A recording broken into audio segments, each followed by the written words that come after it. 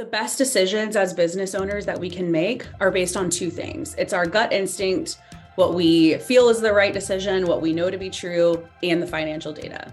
And when we can be the change you want to see. Make a difference by giving your money a purpose, a mission to do good. Welcome to Money with Mission, where we show you how to create passive income so that you have options for how to work and how to live your life while leaving a legacy of positive social impact. Hey everybody, welcome back to Money with Mission. Today I have Ashley Ford, and we're going to jump right into it because I know you guys are thinking, a bookkeeper, what do I need a bookkeeper for? Why is she on the show? We're talking about investing. We also talk about all the people you need around you. Remember, we need a team to help you maximize your investments that you're doing in your real estate, stock, whatever you're doing, you need somebody to help you. So we have Ashley Ford. Ashley's going to help us understand all the whys around why we need a bookkeeper. Welcome to the show, Ashley. Thank you. Thank you so much for having me. I'm excited to be here and get to chat with you. I am too.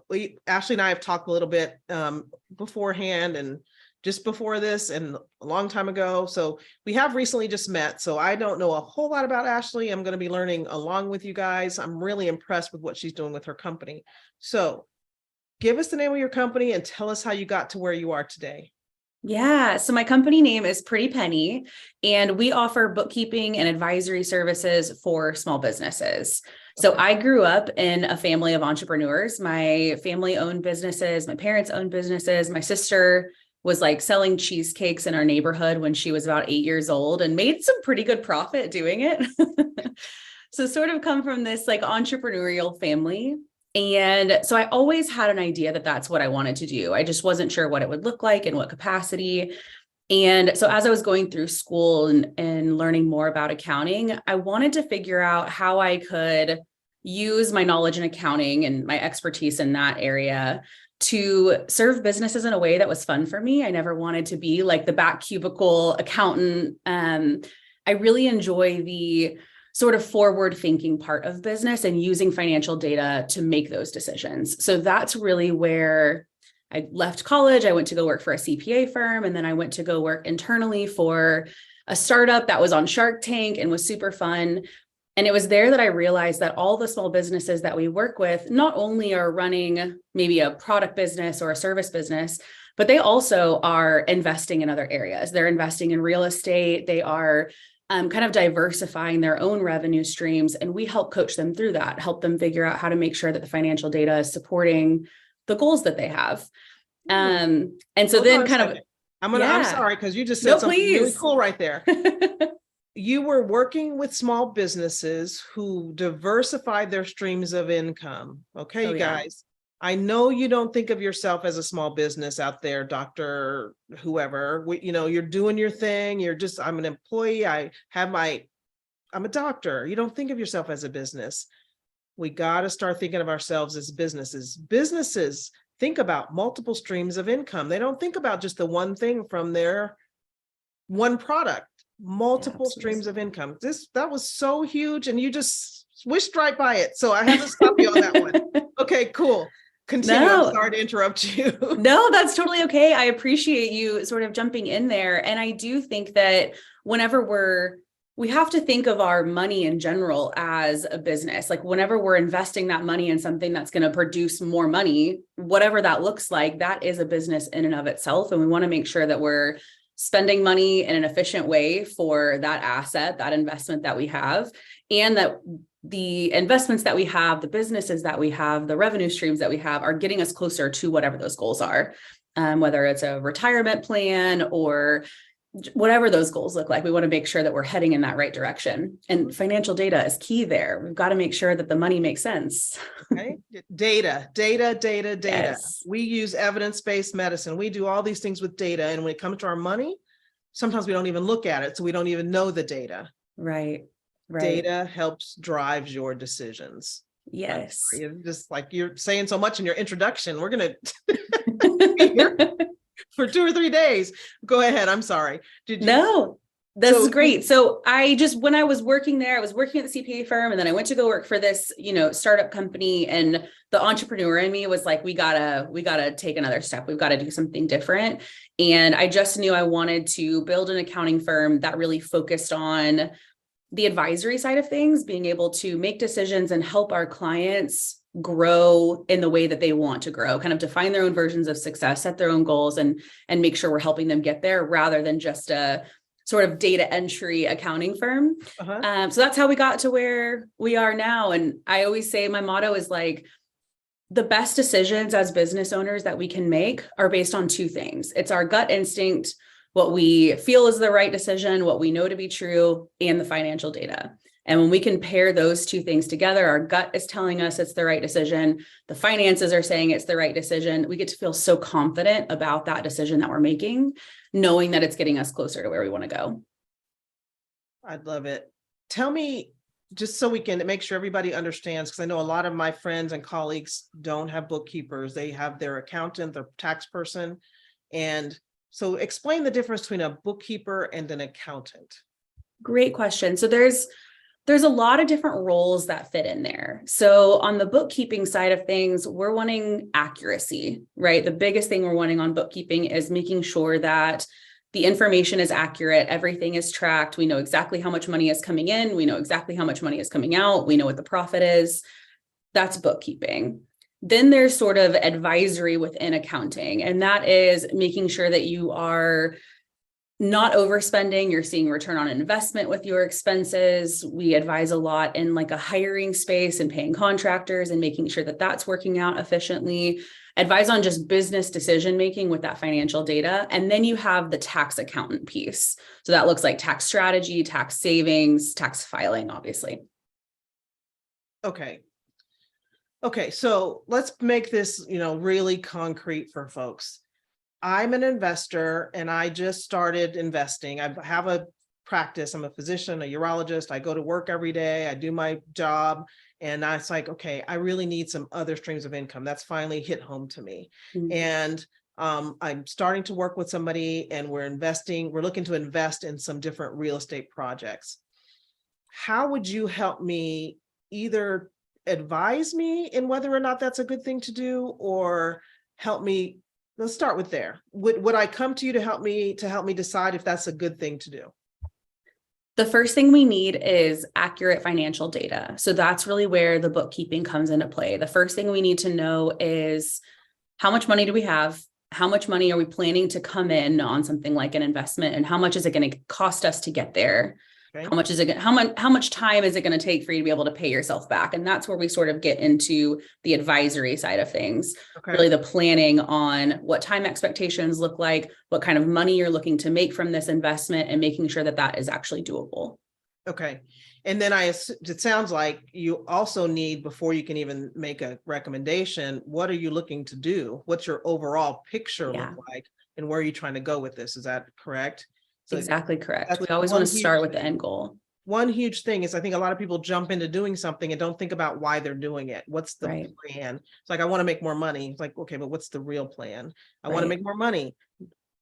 Okay. But how much? You have to that for real. And then what do you want the money to do for you? It's money. I really, really preach money in and of itself does not get you anywhere. It's some numbers in a bank, digits in a bank. It doesn't do anything for you unless you do something with it. What do you want it to do for you? So first thing to figure out is, where are you trying to go? And then you're going, how long do you want to get there? And all this kind of thing. That's perfect. So now we said, okay, I'm going to do this investment and we've done the deal. How do you work with me through that? So through the process, we're just making sure, like, if you've invested in this property, we want to make sure that it is performing like it's supposed to, right? The money is coming in from it that we planned for. And if it's not, we're figuring out how to adjust the plan for what we need to. And that the expenses that are going out are sort of keeping us in line with that plan as well. So it's sort of a combination of the bookkeeping side of things, keeping accurate data so that you actually know what's going on with your money. I think sometimes when we invest in something, we just kind of assume that it's working. Like it's really easy to just say, okay, well, we did the hard part of getting everything up and going. And now we're just sort of assuming that everything's paying for itself and we're making the money that we wanted to make. Yeah. But we don't know unless we're tracking that data. Yeah. Okay. So what I'm hearing is, if we work together, if I have a bookkeeper, I need to be talking to my bookkeeper more than once a year. That's what I'm hearing. It's like, not like so many of us with our tax accountants, we talk to them once a year. Your bookkeeper keeps you in line all year long. And your wealth advisor is somebody you talk to definitely more than once a year, so you can keep on track through your years. It's so much like everything else in medicine. You can't graduate from medical school, finish your residency, and never look at anything again, right? Every year, every state makes you get a certain number of medical, continuing medical education credits. So they make sure you keep up on your stuff. Same thing with your money. You can't just put it away. You can't just make it and then hope everything goes well. Cross your fingers. And hope is not a plan. Hope is not a strategy. You really have to look at it. And I know so many of us are afraid of money. And I hate to say it that way. I don't know if afraid is the right word, but don't feel like we understand it. And I'm not even sure that's the right word. Have you talked to people where you felt like they weren't really getting it, and once you started working with them, they started to really get a better understanding of their money? Absolutely. And I feel like I usually see it as some sort of avoidance, whether it's avoidance because we don't have the time, which is super common, or avoidance because it's just a little more complicated than you want to take the time to like super dive into. So you just trust other people in your field, or other people kind of in your circle is really what I mean, to know that they have it handled or something like that. And I think as the business owner, as the investor, we have to understand that no one has our best interest except for ourselves, right? Like we hope that everyone we're working with really is watching our back, but you have to know what's happening with your money to make sure that everything is in line like it's supposed to be. And if you're talking with your bookkeeper more than just once a month, or just looking at the finances more than once a year, not once a month, more than once a year, like throughout the year, you're able to pivot and make changes throughout the year. If you're only doing it once a month, you're only every 12 months able to make a change based on what's happening with the money. Yep. If you're doing it only once a year. So I know that some people think about, oh, I got to talk about this and look at it once a month. I promise you, once you start doing that, it starts to click, just like everything else you've done in your life. When you avoid it and don't try to do it, it's like, I don't want to. When you start looking at it, you're like, oh, that makes sense. You have somebody that you can trust to talk to and help advise you. You will start doing so many things differently. It's amazing to me. I remember I was talking to one of my colleagues and we started talking about money. And she said, oh, every time I talk about money, I get so sleepy. I just don't want to think about it. I was like, oh my gosh. Okay, girl, you've got to stop getting sleepy when you talk about your money. So I just want to do my job. I just want to do surgeries, then go home and play with my goats. So they should have farmed. It's like, okay, that's great. I mean, I love that life for her. That's amazing. If we could just plug in finances, even a tiny bit. Yeah. I always like to say, like, I want people to romanticize their finances. Have you decided that you're ready to truly diversify your portfolio by investing in cash flowing real estate and businesses? Are you ready to have a positive social impact and just aren't sure what to do next? Do you want to join other women doing the same thing and having fun? Check out Money with Mission Wealth Builders. Go to moneywithmission.com, look under opportunities. And if you can think of it as maybe you just 30 minutes once a month, take yourself out for a glass of wine or to a coffee shop or to a lunch spot you like, and you take your computer with you and you look at the finances for just that time. And then you're pairing it with something that, you can sort of romanticize the process, and it's not like, oh, dreading this 30 minutes where I have to look at all these numbers. Yes. And that I don't understand. That's the bigger thing. It's like, I don't understand what's happening here. I love that, romanticizing it and doing it with your kids. Let's say you have your children and you really want we don't even think about teaching our children about finances, but just even the fact of, come on, let's sit here and look at this stuff and do it with your chocolate milk and your glass of wine, or everybody has chocolate milk or ice cream or whatever you're doing, that you're killing two birds with one stone. I hate killing birds, but you're knocking down two birds with one. teaching your kids the finances, showing them that you're not afraid of it. And if you're investing, you're helping them understand what investing looks like. This is so cool, Ashley. Yeah. I'm going to admit, you guys, I didn't get a bookkeeper. I've probably had a bookkeeper now for 3 or 4 years, but it took a while because I didn't see the point. I really didn't see the point. And now that I have a bookkeeper, I can't see not having one. As a matter of fact, we were talking just ahead of the program about changing bookkeepers and when things aren't working anymore and it's so hard to change. Everybody knows how hard it is to change. You know, totally. Change is so hard. It's this so much. And I'm going to admit, everybody, that I don't my current bookkeeper is using Quickbooks. I get my statements, I get my stuff, I look at it, and sometimes I don't understand it. So we get on a call and she helps me understand it. And it's like, okay, got it. And over time, we've had to have many less of those calls, or fewer of those calls, because it starts to make more sense. Totally. I also stopped avoiding looking at the money in the bank or the lack of money in the bank. I don't have as much as I thought I would have, or this isn't working quite as well as I wish it would. And wishing, again, is not a strategy. You get to talk to somebody and figure out how to affect it, how to make it different. Those are just really, really important things. And I think when it comes to our money, we ignore how much power we actually have over it. Totally. Ashley, you work with women. I know you talk about empowering women with their finances. Is that really a passion for you? It really is. It's in the past couple of years in our business, we've really started working with more women in business, and it has been such a fun experience. And I feel like I have felt empowered, empowering other women and really helping them define financial freedom for themselves, really define financial goals for themselves and seeing them work towards those. It's been a really rewarding experience. That's exactly how I am, and having women have multiple streams of income. What do you think? So I still feel like there might be some blockage or feeling of this doesn't for me because I don't have a business. How do we work that into, if someone has a W-2 income and they're looking to invest, how should they really start to, what would be the first mindset? It's actually going to be a mindset shift. How would you recommend them getting into that? This is actually a business, or even that I'm actually a business. Even if you are a W-2 earner, you're a business, and there are different things that you can do to help your financial situation. And a bookkeeper can help you see that. How do you help people get that mind shift if they don't have a product or something like that they're actually in the way the rest of the world looks at a small business? Well, anytime that you are investing money and hoping to see more money come back from that in and of itself is a business, right? If we are spending money in a way that is going to give us more money in return, that is a business. So we just have to really think about, if we are trying to diversify our revenue streams, so invest things in different areas that are going to provide us more income, we have to treat those like businesses, because we want to make sure that we're making smart investments and the money that we're spending to get there is profitable. If we're talking about things being profitable, if you're talking about an investment being profitable, that is a business, right? We want that business, that revenue stream, to be as profitable as possible.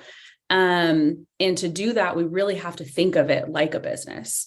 And I think even from when you're looking at like a physician income, they're constantly investing in themselves to improve their skill set or, develop themselves in that physician space. That in and of itself also, right? You're doing that in order to be able to make more income as a physician. Nice. So that sort of sets us up as we're investing in something that we're hoping will make us more profitable. So again, we're back to, even on the physician side, that can be considered a business as well. I love it. That was very good example. Thank you so much. So I think that hopefully that hit home to somebody. That was key right there, you guys. That's how we drilled it in. I like it. That was so good. There was a question I had. I should have written it down, of course, when what you were saying. How do bookkeepers work with accountants? Oh, great question. So You need, in an ideal scenario, you have sort of three different things in the accounting space. And sometimes that's all one person, and sometimes it's two people, and sometimes it's three people. So you need the bookkeeping, so the accuracy, the like data that you have. You need taxes. So you need someone that's filing your taxes, helping you with tax strategy. And you need the advisory side of things. That's someone that's really helping you with those business decisions. So sometimes there are firms who will do all three of those things. Sometimes you'll work with two or three different people to really meet those different needs. In an ideal scenario, if you're looking for bookkeepers, accountants, advisors, you want to make sure that you're picking people that all work together well. That way you're not having to play telephone and like, communicate information from one to the other to the other. Yeah. In a dream scenario, and this is how we work with our clients, is we're working like hand in hand with the person that does their taxes to make sure that the client just gets to know that that's handled, and then they get to focus on the higher level sort of data and decision making. That's higher level data and decision making. That's where you want to be, not in the weeds of all the stuff. I like getting my stuff, sending it to my bookkeeper. She takes care of it. I like when I got a new accountant recently too. The new accountant sends me an email asking me for something. Like, please, I'm forwarding that to my bookkeeper. Here's her email to handle it. Exactly. I can get out of it and know that it's handled. That so much stress at tax time, at all different times of the year. It's just so nice to be able to have that interface so that you don't have to go digging for something. Somebody else has it. Absolutely. I know it was scary for me because just so you guys know, my bookkeeper has access to my bank accounts, my credit cards, all those kinds of things, and not access so she can go spend things. So I want to just make it clear that we're not abdicating our roles. So there's abdicating and delegating, but we're delegating a part of our lives, our financial lives, and tracking our financial lives to someone. What's the safety there? How can people trust that I give you my bank account information and you're not going to go off and do whatever? Yeah, I think this is such a great question. And I think anytime anyone is going to work with someone in the financial space, first and foremost, it has to be someone that you are super comfortable with for a lot of reasons. I tell my employees all the time when we're working with clients, they're not only trusting us with their bank accounts, their passwords, their data, but they're also trusting us with their vulnerability. So I think whenever you are looking for someone in this space that's going to have access to your financial data, it's so, so important that you feel comfortable with them right from the get-go. And that just means having, maybe it's multiple conversations, vetting them out, talking to references that they have, working with someone who has worked with someone else that so that you know that it's someone that you can trust, and really making sure that all of that's backed up and that they are sort of a legitimate source, and just someone that you trust. And I think that trust is with your security, obviously, but also with your vulnerability. I mean, I always talk about, it's like opening your robe and you're like, this is everything I have when you're working with a bookkeeper or an accountant. And you want that to be with someone you can trust, because it makes the relationship so much better if you feel comfortable sharing everything that you have and they can be super transparent with you, and really setting the expectation up front that you want that full transparency. Yeah. And I think you said something earlier that I just want to touch on that I think is so powerful, but whenever you hire out some of these things, what you're doing is delegating. So if you are at a point where you don't want to hire a bookkeeper, have someone else come in and really do the data and get everything together for you, that work still needs to be done, right? Like we still need to know if things are profitable. And so whenever you're hiring it out, you're not taking it completely off your plate. You're just delegating the data so that you can step out of the weeds, step out of that data entry, and sort of look at things on a higher level. I love it.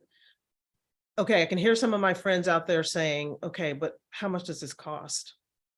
So many of us still are in the, how much does it cost, as opposed to what's the investment? So I really want to start that brain shift for a lot of you out there. When you go to give yourself more time, it's an investment, it's not an expense. Come on, you guys. When you have more time, there's nothing. Time is the only thing that you can't get back, right? Once it's gone, it's gone. So what's the investment in bookkeeping?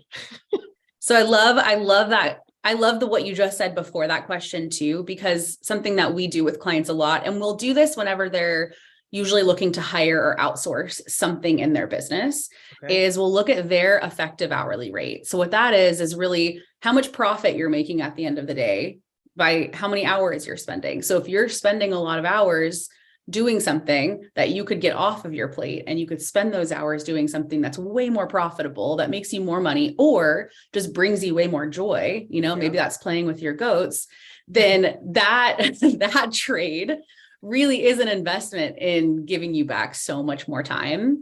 And I think that is like the biggest game changer whenever you are running a business or multiple businesses, multiple investments, is the more that you can get that time back while still growing your investments. That part is what's huge. And we help our clients to grow their businesses and grow their investments and make sure that they have a lot of clarity around what they're spending to get there. So they're able to cut expenses in other areas. So I think there's so many benefits of hiring someone that has a really close eye on the numbers to help you realize where there's areas for improvement.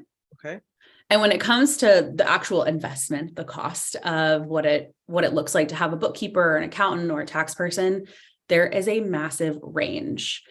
It just depends on what it is that you're looking for, who it is that you want to work with, and what you're wanting to get off your plate, and how much of that advisory you want built in. So as an example, our services start at $600 per month, and that's for bookkeeping and advisory. There's just a massive range of services kind of depending on what you're looking for. So I thank you so much for being that outright with that. $600 a month. I'm going to spend that, and let's just be real clear on what I'm going to get. What does my investment get me back? You said it all, but I want to just put it out there again and just straightforward. Absolutely. So the first thing that you get is clarity and accuracy. So what I mean by that is the actual bookkeeping. We keep all of our clients' information in Quickbooks. We are going in and tracking their data every month. So every single month, they know exactly how much money came in, exactly how much money went out, and where it went, and what profit they have left over.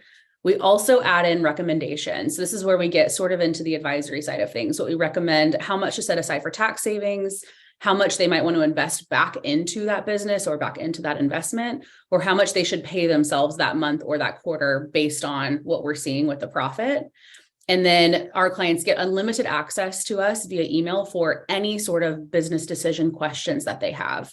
So anything that's coming up, whether it's making a new business decision, a new investment, a new hire, whatever that looks like, we kind of help them talk through that process, budget it, figure out what makes the most sense. Okay. All right. Well, my question went away again. I have so many really, really good. Okay. So $600. I get some time back. I may spend less actually in my tax preparation because the bookkeeping part of that's already done. Whether you do it now or you give it all to your accountant, they're doing the bookkeeping for you. Someone's got to do it. Somebody's doing it. Yeah. That may actually cost me less. I'm having an advisor help me make some decisions, someone on my team. So I'm building my team to help me make better decisions and ultimately make more money to give myself more time. You got to figure out how much that's worth to you, because it's worth a lot. It's worth a lot. It really is. And I think people live in sort of two different buckets. I think there's people who are sort of unconcerned about the finances. They've got cash in the bank and they're kind of like, I'm just good with what we've got going. And there's people who spend quite a bit of time stressing over the finances because they feel like they don't have a clear understanding of it. They feel like it's probably something they should be paying closer attention to, but they're not because they don't really know where to start. And I think we downplay how much financial stress can really affect our lives and affect our work. It really can weigh heavy on us, And so I think even just the benefit of lifting that off your shoulders and knowing that it's taken care of while still having a relationship with it, while still understanding what the numbers are, but lifting that weight off your shoulders can really allow you so much more mental headspace and just physical time to like go do something else that is more beneficial for your life. Yes. And mental headspace, when you clear your head of that financial stuff, think how much more creative you can be. Right. Being creative in different ways you can make more money. Yep, exactly. And have more time and spend more time doing the things you really like. I love this, Ashley. This has been so, so good. How can people reach you? Well, you can find me at Pretty Penny Accounting on pretty much any social media channel, if that's kind of where you hang out. Okay. And our website is heyprettypenny.com. So you can go there and find out more about us. That'll take you over. It's kind of a landing page. It'll take you over to our main website. Okay. And you're welcome to reach out anytime. We're really here to help people succeed, kind of define what that looks like for them and do it in a way where the finances can back it. So I'd love to hear from you. That's so good. So heyprettypenny.com. These will be in the show notes, you guys. So I know you're out doing something, walking, driving, something that's not letting you write this down. It'll all be in the show notes. Yeah. But just remember Pretty Penny so that you can have pretty multiple many pennies, paper monies flowing towards you to live the life that you really want. Thank you so much, Ashley. We'll see you next time, guys. You've been listening to Money with Mission. There are projects happening right now where you can have a great financial return while positively affecting the lives of others. To learn more about our opportunities, go to moneywithmission.com.